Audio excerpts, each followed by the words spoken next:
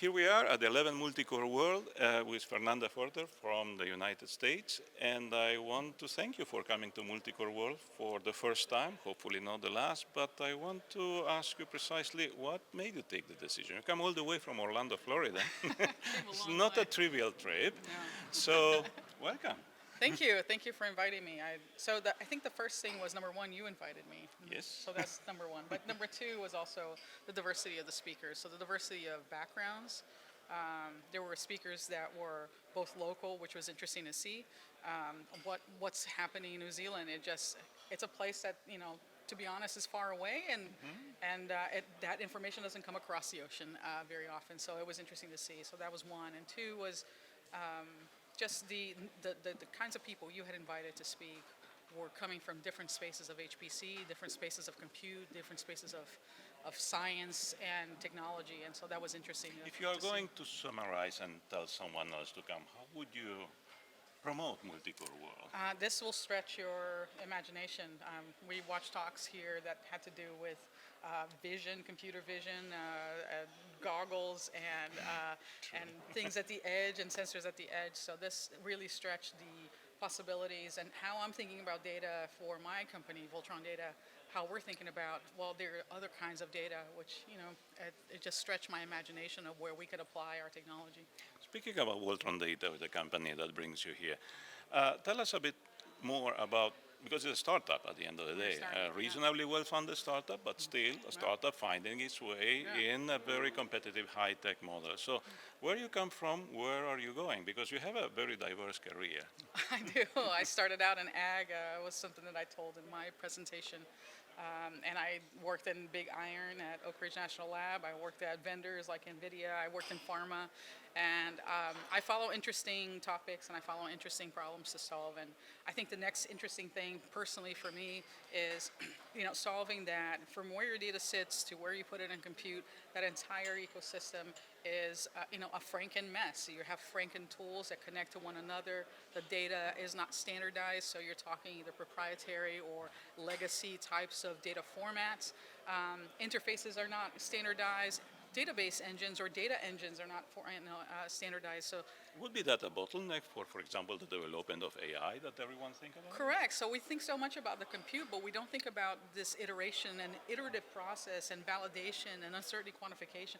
All of this is manipulating data, grabbing data, even trying to understand different data sources and connect them to data sources. Let's say I want to work on climate, but also want to work with data sets that come from other agencies in other parts of the world. For me to do that and harmonize the data so that I can make it useful, it's nearly impossible today, and that's what we're trying to solve. Yeah, because I imagine that the climate involves at the same time other, seismic information. Correct, or extreme weather, and at the same time markets information. How climate influences crops, and therefore those in supply chain and Navy. Do you have any vision on that in the midterm? Number one is we need to start agreeing that data standards need to be the foundation for how we use data. I should not be going to government agencies trying to get use of data that's provided and paid for by taxpayers and still getting them in formats like CSV or JSON or something else. These are large data sets. I shouldn't have to. We shouldn't be talking about this. We shouldn't be talking about this. It's already 2024. We should have solved this already. So we're trying to tackle it. The majority of our stack is open source. A third of our engineers contribute to open source. And so we're trying to do this the HPC way from the ground up. Is that a cultural issue or is it inertia from technology? Because you were answering that, I was thinking about, the trade organization worldwide, or even the currency. Or even using the traffic light. We have standards in our world. Exactly. Why we cannot standardize? We are not I am not native English speaker. You have inherited. And neither am I. There you go. So we have a common way. Right. We have a common standards here. Right. Why is data not standardized in that way? Well, I think that there's twofold. One is the inertia. There's lots of communities. The joke that the community I kind of poke fun at is the users of NetCDF.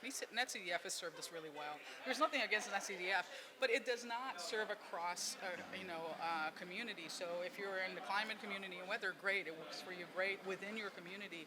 If I'm in biology and I want to add to you or work with you on, how our genetic pressure is going to change crops as climate changes, and I want to exchange that information with you, I can't read your stuff. So that's one.